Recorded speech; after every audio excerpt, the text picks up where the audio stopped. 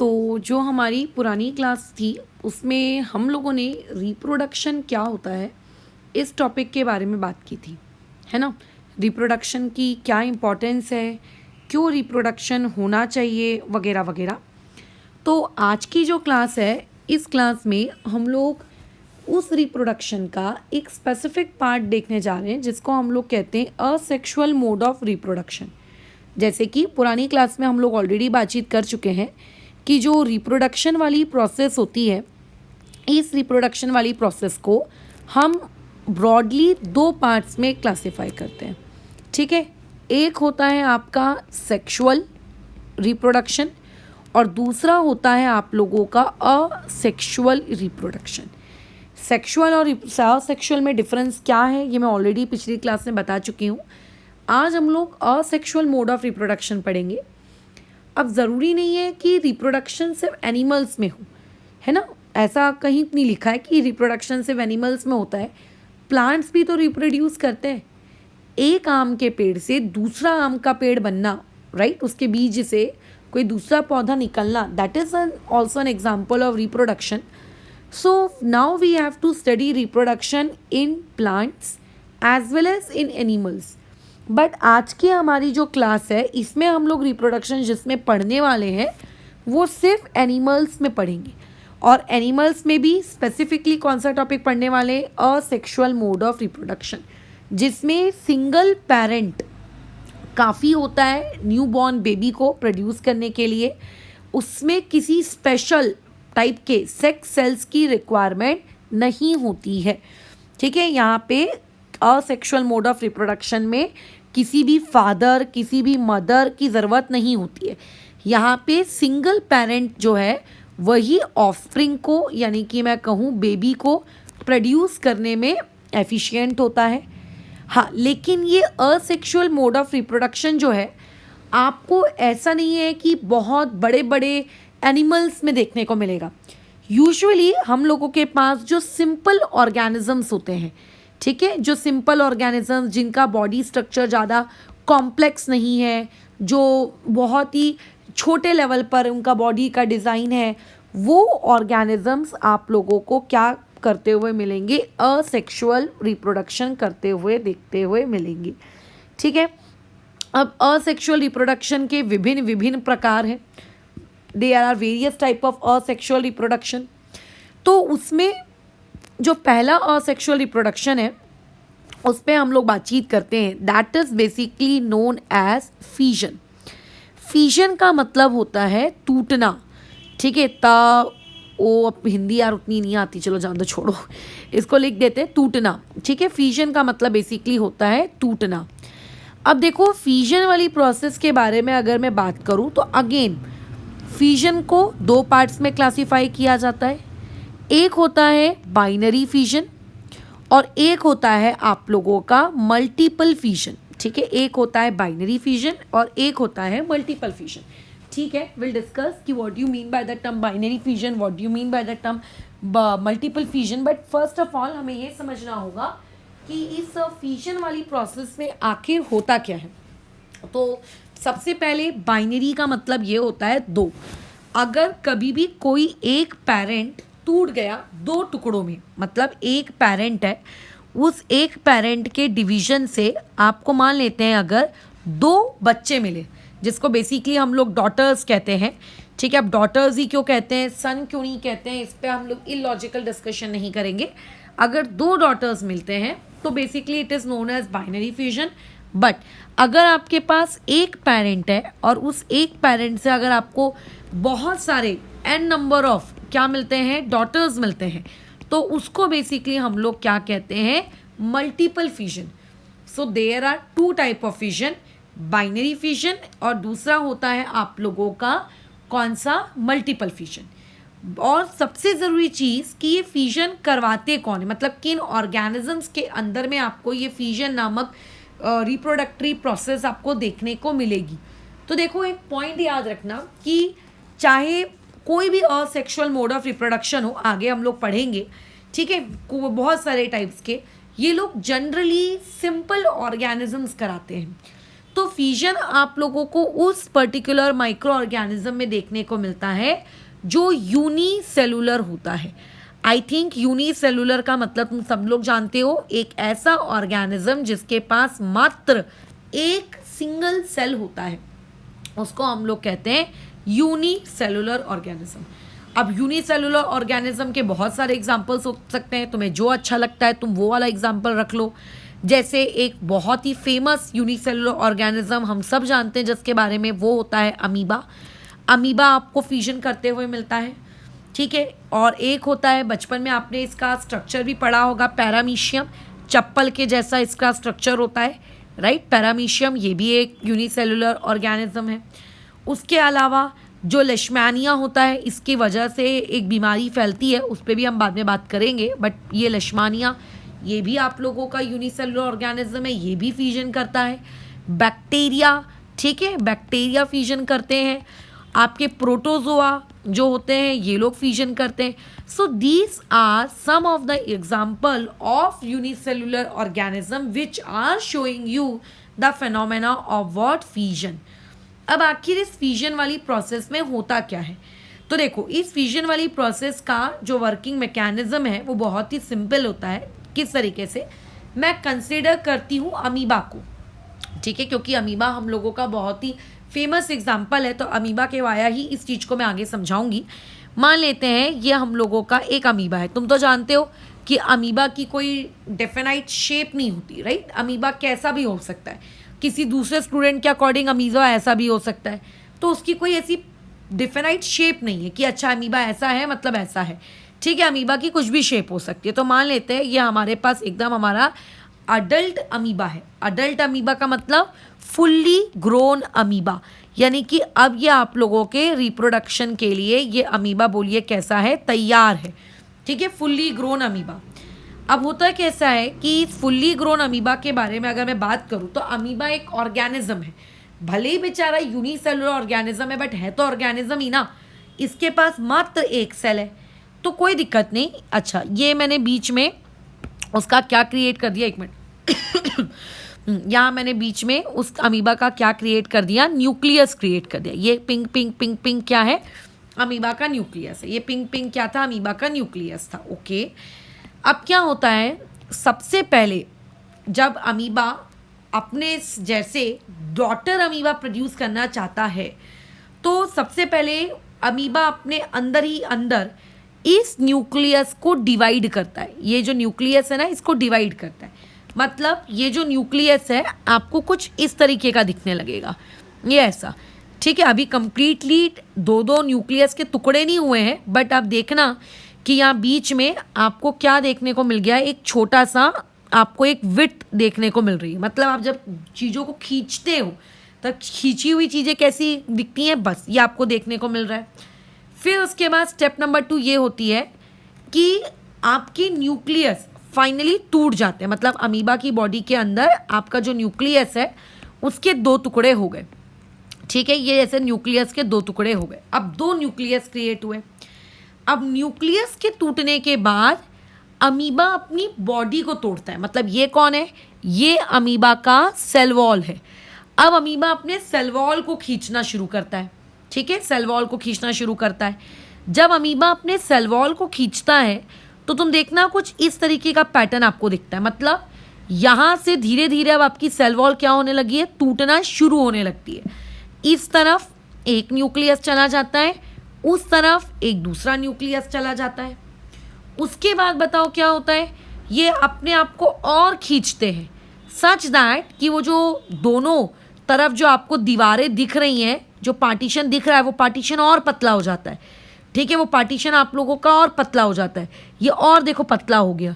फिर जब आप इसको थोड़ा सा और खींचते हो, मतलब बेसिकली हम नहीं खींचते, अमीबा खुद ये काम करता है, तो यहाँ से फाइनली आप लोगों के वो लेफ्ट वाला पोर्शन अलग हो जाता है और राइट वाला पोर्शन आप लोगों का अलग हो जाता है।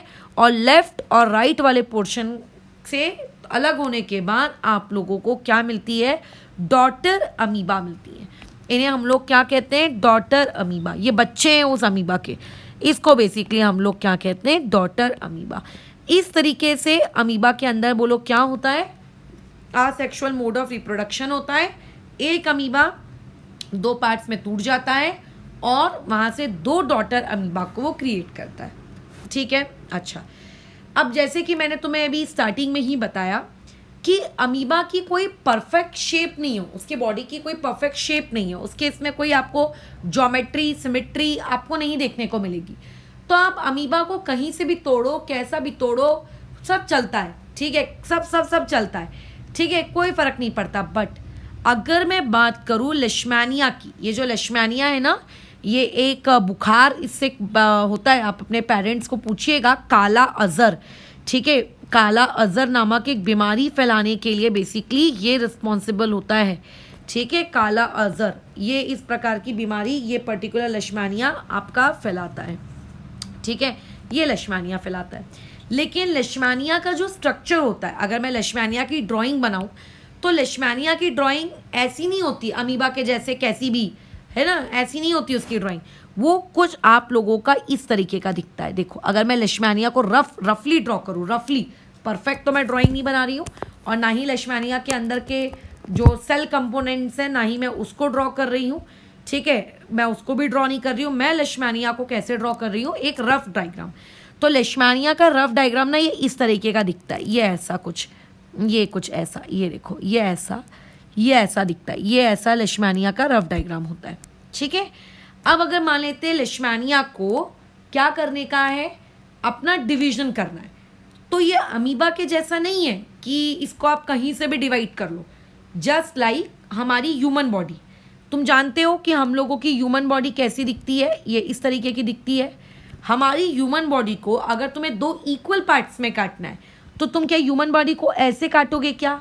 ऐसे तो नहीं काटोगे ना, तब तो अनइक्वल कटिंग हो जाएगी, क्योंकि मुंडी ऊपर होगी, पाँव नीचे होंगे। बताओ, ये तो गलत कटिंग है ना।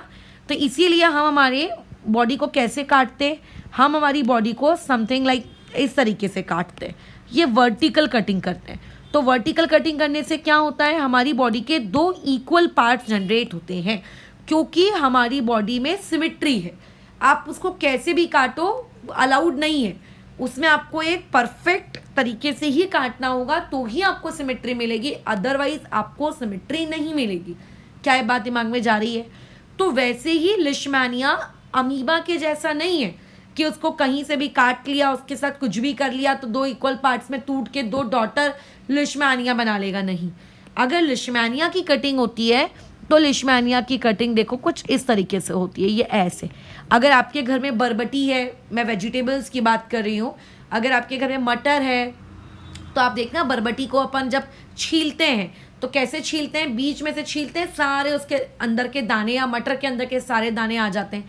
तो 2 छिलके जो प्रोड्यूस होते हैं वो एक दूसरे के क्या होते हैं, मिरर इमेज होते हैं, सिमेट्रिकल होते हैं, वो एक दूसरे के बराबर है ना। तो हमको लेशमैनिया में ऐसी ही कटिंग करनी है। तो लेशमैनिया में आप रैंडम किसी तरीके से कटिंग नहीं कर सकते। लेशमैनिया में आपको इसी तरीके से वर्टिकल ही उसका क्या करना पड़ता है, क्रॉस सेक्शन या फिर उसका डिवीजन होता है जब वो रिप्रोडक्शन करता है। बट अमीबा में वो कैसा होता है, रेडियली होता है। ठीक है, उसका जो ये डिवीजन होता है ये रेडियली होता है, मतलब कहीं से कैसे भी टूट जाएगा। तो मैंने 2 तरीके के डिवीजन पे बातचीत की, रेडियल डिवीजन, और एक मैंने आप लोगों का कैसा बात किया, वर्टिकल क्रॉस सेक्शन, जिसको हम लोग कहते हैं ट्रांसवर्सल। तो आपकी मर्जी है क्या? नहीं, उसकी बॉडी की सिमेट्री कैसी है इस बात पे ये चीज़ें डिपेंड करती हैं। ठीक है, चलो आगे बढ़े। अभी आगे देखो क्या है, ये तो बात हो गई फिजन की। मैडम, मल्टीपल फिजन वाले टॉपिक के बारे में आपका क्या कहना है? तो देखो, मल्टीपल फिजन वाला जो पर्टिकुलर टॉपिक है, हमको इसका जो एग्जाम्पल है हमारी डे टू डे लाइफ में बहुत देखने को मिलता है। कहाँ देखने को मिलता है? फीमेल मच्छर। तुम्हें पता है ना, पानी के ऊपर जहाँ पे स्टैग्नेंट वाटर होता है वहाँ पे पानी के ऊपर फीमेल मच्छर जाके अंडे दे देती है, फिर उस अंडे से बहुत सारे छोटे छोटे मच्छर क्रिएट होते हैं, है ना। तो अगर मान लेते हैं किसी भी रीज़न की वजह से, मान लेते किसी भी रीजन्स की वजह से अगर कोई भी यूनिसेल्युलर ऑर्गेनिज्म, मैं पर्टिकुलरली फ़िलहाल एग्जांपल ले रही हूँ हमारी फीमेल मच्छर का, ठीक है, जिसका नाम क्या होता है, उसका नाम पे नहीं जाते, बात कर रहे हैं हम लोग प्लाज्मोडियम के। तो आप जानते हो कि जो फीमेल मच्छर होती है बहुत सारे अंडे देती है। तो ये देखो ये किस तरीके से देती है। बेसिकली होता ये है कि आप लोगों के पास जो सेल होता है, मतलब जो यूनिसेलुलर ऑर्गेनिज्म का सेल है, उसके अंदर ये न्यूक्लियस है। इसके आजू बाजू इसको कायदे से टूट जाना चाहिए था, है ना, इसका फ्यूजन हो जाना चाहिए था, न्यूक्लियस दो पार्ट्स में डिवाइड हो जाना चाहिए था। तो न्यूक्लियस एक्चुअल में दो पार्ट में डिवाइड नहीं हो पाता। इसकी जो आउटर सेल वॉल है, इस सेल वॉल के आउटर साइड में एक थिक लेयर बन जाती है, एक थिक बाउंड्री बन जाती है, ठीक है, जिसकी वजह से वो टूट नहीं पा रहा है।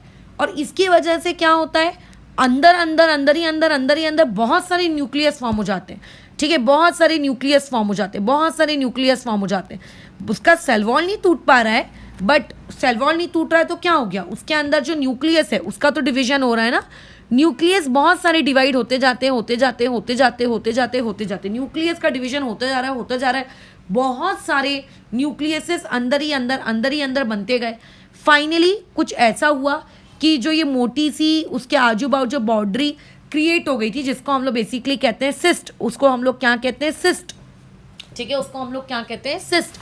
ये सिस्ट क्या हो जाती है, टूट जाती है, और जितने भी न्यूक्लियस अंदर पैदा हुए थे वो सारे न्यूक्लियसेस ऐसे बाहर आ जाते हैं। मैं कहूँ अपने अपने एक नए सेल बना के, ये इस नए तरीके से अपना इंडिविजुअल एक सेल बनाते हुए। तो इसमें क्या हुआ, एक ही बार डिवीजन हुआ, और उस एक ही बार के डिवीजन से बहुत सारे अदर सेल्स बन गए। Therefore this particular type of fusion is basically known as multiple fusion. तो ये हमने पढ़ा फ्यूजन के बारे में, ये पहला आपका असेक्सुअल मोड ऑफ रिप्रोडक्शन था। अब हम लोग मूव ऑन करते हैं दूसरे असेक्सुअल मोड ऑफ रिप्रोडक्शन के तरफ, that is very important and it is known as fragmentation, ठीक है, इसको हम लोग क्या कहते हैं, फ्रेगमेंटेशन कहते हैं। तो देखो फ्यूजन का मतलब भी होता है टूटना, फ्रेगमेंटेशन का मतलब भी होता है टूटना, but how fragmentation is different from fusion, किस तरीके से फ्रेगमेंटेशन आप लोगों का डिफरेंट है। तो देखो आपका जो फ्यूजन वाला प्रोसेस है, ये कौन से ऑर्गेनिज्म शो करते थे, फ्यूजन वाली प्रोसेस को यूनिसेलुलर ऑर्गेनिज्म शो करते थे। बट जो फ्रेगमेंटेशन वाली प्रोसेस है, इस फ्रेगमेंटेशन वाली प्रोसेस को आप लोगों के मल्टी सेलुलर ऑर्गेनिज्म शो करेंगे। तो क्या इसका मतलब मैं ये समझूं कि मैं भी एक मल्टी सेलुलर ऑर्गेनिज्म हूं, तो क्या मेरे अंदर भी फ्यूजन होगा? कतई नहीं, मेरे अंदर फ्यूजन नहीं होगा। Even dog, cat, lion, bird, इनके अंदर भी फ्रेगमेंटेशन नहीं होगा। क्यों? हम तो मल्टी सेलुलर ऑर्गेनिज्म है, मल्टी सेलुलर ऑर्गेनिज्म में तो फ्रेगमेंटेशन देना चाहिए। तो भैया हर मल्टी सेलुलर ऑर्गेनिज्म फ्रेगमेंटेशन नहीं दे सकता, ठीक है, वही मल्टी सेलुलर ऑर्गेनिज्म फ्रेगमेंटेशन दे सकते हैं जो यूनिसेलुलर से बस थोड़े से एडवांस है। मतलब भले ही वो मल्टी सेलुलर बन चुके हैं, बट हमारे जैसे एकदम सुपर एडवांस नहीं है, लेकिन सिंपल है, उनकी बॉडी स्ट्रक्चर कैसी है, सिंपल है। तो जो आप लोगों के सिंपल मल्टी सेलुलर ऑर्गेनिजम्स होते हैं, सिंपल मल्टी सेलुलर ऑर्गेनिजम्स क्या शो करते हैं, आप लोगों का फ्रेगमेंटेशन वाली फिनोमेना को शो करते हैं। इसके बहुत सारे एग्जाम्पल्स हो सकते हैं, लेकिन जो एक बहुत ही फेमस एग्जाम्पल होता है that is basically known as spirogyra. Spirogyra ये आप लोगों का बहुत ही फेमस एग्जाम्पल है, ये आप लोगों को फ्रेगमेंटेशन वाली प्रोसेस देता है, ठीक है। और भी बहुत सारे होंगे, बट हमको उसमें नहीं घुसना है, हम सिर्फ स्पाइरोगेरा के रिस्पेक्ट में इस चीज़ को देखेंगे। तो कैसे होती है यार ये फ्रेगमेंटेशन, इस फ्रेगमेंटेशन को समझते हैं। देखो मैं स्पाइरोगेरा का डायग्राम बनाती हूँ, रफ डायग्राम। ये इस तरीके से स्पाइरोगेरा की एक ऐसी मान लेते हैं हॉरिजॉन्टल टाइप की बॉडी होती है। अगर आप इसका डायग्राम देखेंगे तो अंदर से कुछ ऐसा ऐसा ऐसा ऐसा ऐसा ऐसा टाइप का कुछ दिखता है ये, ठीक है, बना हुआ ये ऐसा कुछ, ठीक है। आपको एकदम एग्जैक्ट डायग्राम में नहीं जाना है उसके। अब होता ये है कि स्पाइरोगेरा टूट जाता है दो टुकड़ों में, ठीक है। इस स्पाइरोगेरा के क्या हो जाते हैं, दो टुकड़े हो जाते हैं, ये टूट गया। अब ये कैसे टूटता है, ये खुद टूटता है कि एक्सीडेंटली टूटता है, ये खुद ब्रेक डाउन हो गई, ठीक है, इसकी खुद ब्रेक डाउन हो गई। तो ब्रेक डाउन होने के बाद इसके दो स्मॉलर पार्ट्स आपको देखने को मिलेंगे। ये मान लेते हैं आपको स्पाइरोगेरा के दो छोटे छोटे टूटे हुए पार्ट्स देखने को मिले, है ना, ये आपको दो छोटे हुए टूटे हुए पार्ट्स आपको स्पाइरोगेरा के देखने को मिले, ओके। तो ये जो दो टूटे हुए पार्ट्स आपको देखने को मिलते हैं, ये खुद को फर्दर, वो लोग क्या करते हैं, खुद को फर्दर डेवलप करते हैं और सच दैट खुद को फर्दर डेवलप करते हैं कि एक कंप्लीट स्पायरोगेरा में ये खुद को ट्रांसफॉर्म कर लेते हैं। तो this is known as fragmentation, कि जो पेरेंट है वो अपनी बॉडी के 2 टुकड़े कर देता है और वो दोनों टुकड़े अपने आप को इंडिविजुअली वापस से पेरेंट बना लेते हैं। This particular process is known as आप लोगों का फ्रेगमेंटेशन। ठीक है, ठीक। फ्रेगमेंटेशन के बाद अभी तीसरे टॉपिक की तरफ आते हैं। दिस तीसरा टॉपिक इज वेरी कूल, बहुत ही प्यारा है। This is known as budding. ठीक है, इसको हम लोग क्या कहते हैं? बडिंग। बडिंग आपको कहाँ देखने को मिलती है? क्या कोई यूनिसेलुलर ऑर्गेनिज्म बडिंग वाली प्रोसेस करवाता है क्या? नहीं। अगेन जो हमने प्रीवियसली डिस्कस किया कि फ्रेगमेंटेशन सिंपल मल्टीसेलुलर ऑर्गेनिज्म में होती है, तो बडिंग भी आप लोगों के सिंपल मल्टी सेलुलर ऑर्गेनिजम्स के अंदर आपको देखने को मिलती है। और बडिंग का एक बहुत ही विश्व प्रसिद्ध एग्जाम्पल होता है हम लोगों का सबका प्यारा हाइड्रा, और एक और होता है that is known as basically yeast. ठीक है, these are the very 2 famous examples of budding. अब बडिंग में आखिर देखो होता कैसे, पहले बडिंग में किस तरीके से पहले हाइड्रा में किस तरीके से बडिंग होती है वो समझेंगे, और फिर ईस्ट में किस तरीके से बडिंग होती है वो समझते हैं। तो मान लेते हैं आप लोगों के पास एक फुली ग्रोन हाइड्रा है। My drawing skills are poor, ठीक है, तो कोशिश करेंगे एक प्रॉपर हाइड्रा बनाने की। तो मान लेते हैं ये इस तरीके की कुछ हाइड्रा है। हाइड्रा की इस तरीके से क्या निकली हुई होती है? जुल्फे निकली हुई होती हैं इस तरीके से बाहर की तरफ। दीज आर नोन एज आप लोगों का टेंटेकल्स। इनको हम लोग क्या कहते हैं? टेंटेकल्स कहते हैं। अब हाइड्रा क्या करती है? अपनी बॉडी में से एक छोटू सा हाइड्रा पैदा करती है। मतलब हाइड्रा की बॉडी से बाहर की तरफ एक छोटू सा दूसरा हाइड्रा, बेबी हाइड्रा आपका क्या होता है? प्रोड्यूस होता है। बेबी हाइड्रा बड़ा होता है, ठीक है, ये आप लोगों का ग्रो होता है। ये तब तक ग्रो होता रहता है और तब तक अपनी मदर से, मतलब अपने पेरेंट से ये तब तक अटैच्ड होता है जब तक ये फुली ग्रोन ना हो जाए, है ना, attached to parents till it is fully grown. ठीक है, till it is fully grown, वो तब तक अटैच रहता है जब तक वो फुली क्या नहीं हो जाता है? ग्रो नहीं हो जाता है। और जब जिस पॉइंट पे वो फुली ग्रो हो जाता है वो खुद को क्या कर लेता है? डिटैच कर लेता है अपने पेरेंट से। पेरेंट मरता नहीं है इस प्रोसेस में, पेरेंट ही रहता है, और जो बच्चा वाला हाइड्रा पैदा हुआ था वो खुद भी एक पेरेंट बन जाता है।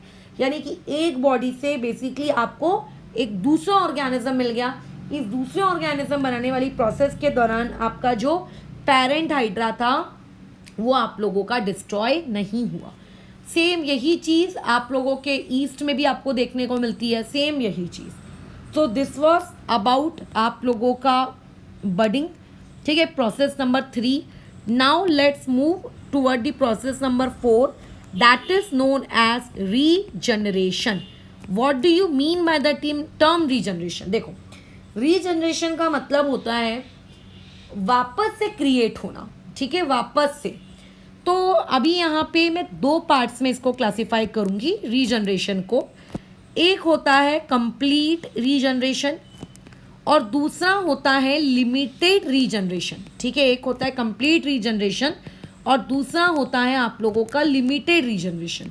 लिमिटेड रीजनरेशन का मतलब है कि अगर किसी पर्टिकुलर ऑर्गेनिज्म में उस ऑर्गेनिज्म का कोई बॉडी पार्ट अगर कट जाता है तो वो सिर्फ उसी बॉडी पार्ट को ग्रो कर पाएगा। लाइक छिपकली, ठीक है, लिजार्ड को लिमिटेड रीजनरेशन के एग्जाम्पल में रखा जाता है। लिजार्ड यानी कि छिपकली की अगर आप पूंछ काट दो, वैसे करना नहीं, किसी ऑर्गेनिज्म को हार्म नहीं पहुंचाना, बट अगर मान लेते हैं एक्सीडेंटली अगर उसकी पूंछ कट जाती है तो वो उसकी पूंछ वापस से ग्रो होना शुरू हो जाएगी, रीग्रो, मतलब ठीक है, समझो, वापस से। लेकिन अगर पूंछ के अलावा कोई दूसरा बॉडी पार्ट लेट से अगर कट जाता है तो वो वापस से ग्रो नहीं होगा। This is known as limited regeneration. Limited regeneration मतलब कोई स्पेसिफिक ऑर्गन ही आप लोगों का क्या हो सकता है? रीजनरेट हो सकता है, स्पेसिफिक ऑर्गन ओनली। ठीक है, अब वो हो सकता है अलग अलग ऑर्गेनिज्म में अलग अलग हो। अब जैसे मान के चलते हैं इंसान, अगर किसी एक्सीडेंट में किसी पर्टिकुलर एनिमल का या ह्यूमन का कोई बॉडी पार्ट अगर कट जाता है तो क्या वो बॉडी पार्ट वापस से रीग्रो हो सकता है? क्या नहीं हो सकता। तो मतलब हमारी केस में तो रीजनरेशन होती ही नहीं है, लिजार्ड के केस में तो हो भी रही है बट लिमिटेड है, लेकिन हमारे केस में तो है ही नहीं, कंप्लीटली रेस्ट्रिक्टेड है, बिल्कुल नहीं होती।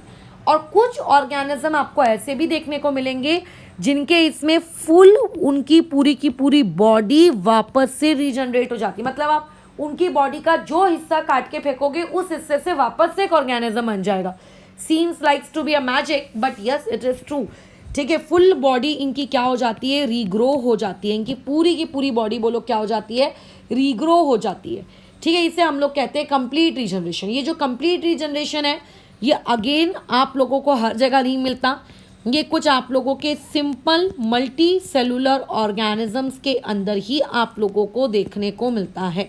और उन सिंपल मल्टी सेलुलर ऑर्गेनिज्म में जो दो बहुत ही फेमस एग्जाम्पल्स हैं, एक है उनमें से हाइड्रा, ठीक है, जो बर्डिंग भी करता है, राइट, और दूसरा है प्लेनेरिया। ये प्लेनेरिया के अंदर भी आपको रीजनरेशन देखने को मिलेगा। प्लेनेरिया वाले एग्जाम्पल को मैं बताती हूँ। प्लेनेरिया कुछ इस प्रकार का आपको देखने को मिलता है। Again my drawing skills are poor. ये ऐसा आपको प्लेनेरिया देखने को मिलता है।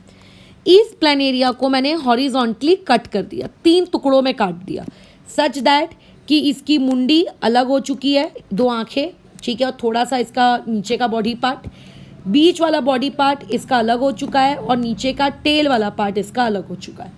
अब क्या होता है, जो मुंडी ऊपर है, बाकी के उसके 2 पार्ट्स मिसिंग हैं, तो आफ्टर सम टाइम तो आप ये देखते हो कि वो जो प्लेनेरिया का जो मुंडी था वो तो रहेगा ही रहेगा ओरिजिनल, बट बाकी बॉडी पार्ट भी ग्रो हो जाता है। ठीक है, बाकी बॉडी पार्ट ग्रो हो जाता है। सेकेंड वाले केस में क्या था, सिर्फ बीच का पार्ट था, तो बीच का पार्ट तो रहता है बट ऊपर के पार्ट का मुंडी भी ग्रो हो जाता है और नीचे के पार्ट का टेल भी ग्रो हो जाता है। और नीचे वाले केस में क्या था, सिर्फ टेल था, तो हम ये देखते हैं मुंडी वापस से पूरा ग्रो हो जाती है, उसके बीच वाला बॉडी पार्ट भी ग्रो हो जाता है और फिर नीचे का टेल भी रहता है वैसे का वैसी। तो this is an example of complete regeneration, जिसमें ऑर्गेनिज्म की बॉडी कंप्लीटली वापस जैसी थी वैसी की वैसी ही बन जाती है। ठीक है, सिमिलरली यही सेम चीज़ हाइड्रा के केस में भी होती है। हाइड्रा की बॉडी का आप जितना हिस्सा काट के फेंक दोगे, ठीक है, जितना बचेगा उस बचे हुए पार्ट को वापस से ग्रो कर लेगा। मतलब अगर आपने उसका लेट्स से टेंटिकल्स वाला पार्ट रखा है और उसके नीचे का पार्ट आपने काट दिया, तो नीचे का पार्ट वापस से ग्रो हो जाएगा। अगर ऊपर का टेंटिकल्स वाला पार्ट करके फेंक दिया है और नीचे का पार्ट आपने रखा हुआ है, तो नीचे का पार्ट वापस वैसे ही रहेगा और उसके ऊपर टेंटिकल्स ग्रो होना शुरू हो जाएंगी। This is an example of आप लोगों का व्हाट वी से asexual mode of reproduction. But scientific community में बहुत ही ज़्यादा अभी भी इस टॉपिक को लेकर बहस है कि आप इसको रिप्रोडक्शन नहीं कह सकते, not a kind of reproduction. क्यों नहीं कह सकते इसको, आप रिप्रोडक्शन क्यों नहीं कह रहे हो? क्योंकि देखो, रिप्रोडक्शन का मतलब होता है प्रोड्यूस करना। प्लेनेरिया की बॉडी तब तक क्या नहीं करेगी या इस तरीके से और ऑर्गेनिज्म नहीं बनाएगी जब तक उसकी बॉडी का डिवीजन ना हो जाए। और उसकी बॉडी का डिवीजन अपने आप नहीं होता, लाइक फिजन अपने आप हो जाता है, फ्रेगमेंटेशन में अपने आप चीज़ें टूट जाती हैं, but in case of regeneration चीज़ें आप लोगों की अपने आप नहीं टूटती हैं। इसमें एक्सीडेंटली अगर वो ब्रेक डाउन हुआ, मान लेते किसी रीजंस की वजह से छिपकली की पूंछ कट गई, तो रीजनरेट होगी। ऐसा नहीं होता है कि छिपकली की पूंछ आफ्टर 2 ईयर्स अपने आप टूट जाती है और टूटी हुई पूंछ से एक नई छिपकली उगाती है फिर से, ऐसा कुछ नहीं होता। एक्सीडेंटली अगर ब्रेकडाउन हुआ है तो उस एक्सीडेंटल ब्रेकडाउन की वजह से आप बोलोगे कि हाँ अब बॉडी रीजनरेट हो रही है। बट इमेजिन करिए एक्सीडेंटल ब्रेकडाउन नहीं हुआ है ना, एक्सीडेंटल ब्रेकडाउन नहीं हुआ तो फिर क्या वो बॉडी और ऑर्गेनिज्म प्रोड्यूस कर पा रही है? नहीं कर पा रही। इसीलिए इसको बेसिकली हम लोग रिप्रोडक्शन में नहीं डालते हैं। ठीक है, अच्छा, दूसरा सवाल ये होता है why we don't do regeneration. हमारी बॉडी के अंदर, ठीक है, रीजनरेशन क्यों नहीं होता? हमारी body in the sense basically I am talking about the complex organism like dog, cat, birds, elephant, human beings. क्योंकि देखो, रीजनरेशन उनके इसमें आपको देखने को मिलता है जिनकी बॉडी के हर पार्ट्स में एक ही टाइप के सेल्स हैं, है ना। मतलब उनके हेड में भी एक टाइप के सेल, उन लोगों के टेल में भी एक ही टाइप के सेल। तो बेसिकली एक ही टाइप के सेल्स जब सेल डिवाइड होंगे तो वो उसी टाइप के और सेल बनेंगे, तो अल्टीमेटली उनकी बॉडी फॉर्म हो जाती है। बट हमारी जो ह्यूमन बॉडी है, हमारे डिफरेंट बॉडी पार्ट्स में डिफरेंट टाइप के सेल्स होते हैं, है ना। डिफरेंट बॉडी पार्ट्स की अगर मैं बात करूँ तो वहाँ पे हर बॉडी पार्ट में डिफरेंट टाइप का सेल होता है। अगर आप उस पर्टिकुलर बॉडी पार्ट को काट के फेंक देते हो तो इसका मतलब क्या है, आपने उस पर्टिकुलर टाइप के सेल्स को वहाँ से हटा दिया। जब उस टाइप के सेल्स ही नहीं होंगे तो फिर वहाँ से नए सेल्स, मतलब सेल डिवीजन ही नहीं होगा। सेल डिवीजन ही नहीं होगा तो उस टाइप के सेल्स बनेंगे ही नहीं, और जब उस टाइप के सेल्स ही नहीं बनेंगे तो वो पर्टिकुलर बॉडी पार्ट हमारा ग्रो नहीं होगा। फॉर एग्जाम्पल ये ह्यूमन बॉडी है, इस ह्यूमन बॉडी का मैंने यहाँ से हाथ हम लोगों ने ऐसे काट दिया, तो इस हाथ में जो टाइप के सेल्स थे, अब क्या वही सेम टाइप के सेल्स यहाँ पे होंगे? क्या नहीं होंगे, वो सेल्स तो यहाँ थे। अब क्योंकि हमारे पास वो सेल्स ही नहीं है ना, आपके पार्ट नंबर ए के सेल्स और पार्ट नंबर बी के सेल्स सेम नहीं है, तो पार्ट नंबर ए तो काट के फेंका जा चुका है, तो पार्ट बी उसको रिप्लेस क्यों नहीं कर पा रहा है? क्योंकि पार्ट ए की जगह पार्ट ए ही ले सकता है ना, और पार्ट बी के सेल्स पार्ट ए के सेल्स के कंपेयर में बोलिए कैसे डिफरेंट है, इसीलिए उसको हम क्या नहीं कर पा रहे, रिप्लेस नहीं कर पा रहे हैं।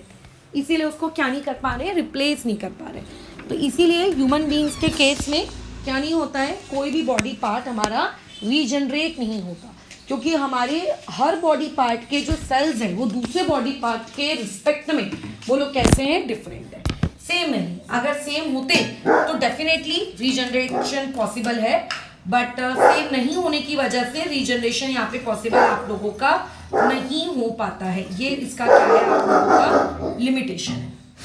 ठीक है, डन। तो यहाँ पे हम लोगों ने कुछ टॉपिक्स डिस्कस किए, जिसमें हम लोगों ने बातचीत की कि कौन कौन से mode of asexual mode of reproduction है। अब ये जो मैंने जितने भी मोड ऑफ रिप्रोडक्शन डिस्कस किए, ये एनिमल्स के केस में किए। भले ही वो एनिमल मल्टी सेलुलर था, भले ही वो एनिमल आपका यूनिसेलुलर था, बट डिस्कशन किसके रिस्पेक्ट में हुआ है, आप लोगों के एनिमल्स के रिस्पेक्ट में हुआ। क्या हम लोगों के प्लांट्स जो होते हैं, है ना, क्या वो लोग भी असेक्सुअल मोड ऑफ रिप्रोडक्शन करते हैं? तो बिल्कुल, जो प्लांट्स है उनके इसमें भी असेक्सुअल मोड ऑफ रिप्रोडक्शन होता है, एकदम होता है। हमको क्या उनका भी असेक्सुअल मोड ऑफ रिप्रोडक्शन पढ़ना है? बिल्कुल, हमें उनका भी mode of asexual mode of reproduction पढ़ना है, बट उसको पढ़ने से पहले, ठीक है, अभी पहले हम लोगों ने किसका पढ़ लिया, पूरे के पूरे एनिमल्स का असेक्सुअल मोड ऑफ रिप्रोडक्शन पढ़ लिया, है ना। तो अभी फ़िलहाल हम लोग प्लांट्स के असेक्सुअल मोड ऑफ रिप्रोडक्शन को इस क्लास में इंक्लूड नहीं कर रहे हैं। इस क्लास में हम लोग सिर्फ और सिर्फ किसका पढ़ रहे थे, एनिमल्स का पढ़ रहे थे, और एनिमल्स वाले टॉपिक में हम लोग अभी फ़िलहाल आप लोगों के प्लांट्स के चीज़ों को इंक्लूड नहीं कर रहे हैं। हाँ, एक एनिमल में और एक है असेक्सुअल मोड ऑफ रिप्रोडक्शन, उसको इंक्लूड कर लेते हैं 5th नंबर, जिसको बेसिकली हम लोग कहते हैं स्पोर फॉर्मेशन। क्या कहते हैं इसको? बेसिकली हम लोग स्पोर फॉर्मेशन। अब देखो, spore formation day to day life में तुम लोगों ने देखा है। तुम स्कूल में टिफ़िन लेकर गए, लेट्स से टिफ़िन वहीं छूट गया, जो भी खाना उसमें बचा था, आफ्टर 2 to 3 डेज अगर तुम उस पर्टिकुलर टिफ़िन को खोलोगे तो देखना एक वाइट कलर की फूड के ऊपर, फूड के जो भी आपका फूड होता है, जैसे रोटी है तो या सब्जी है जो भी है, उसके ऊपर देखना एक वाइट कलर का कोई डिपॉजिट हो जाता है ना। दैट इज़ वो जो डिपॉजिट हुआ, वो जो एक वर्ड। और देखना अगर तुम उस रोटी को, डब्बे को थोड़े दिन वैसे ही पड़े रहने दो तो देखना वाइट और स्प्रेड होने लगता है, बराबर, ये और स्प्रेड होने लगता है। तो ये जो स्प्रेड हो रहे हैं, ये बेसिकली स्प्रेड होते हैं किस मोड ऑफ रिप्रोडक्शन की वजह से? Due to spore formation. किसकी वजह से? स्पोर फॉर्मेशन की वजह से। ठीक है, तो इस चीज़ को फिलहाल हम लोग अभी यहीं पे रोकते हैं, इसके आगे का काम हम लोग कंटिन्यू करेंगे असेक्सुअल मोड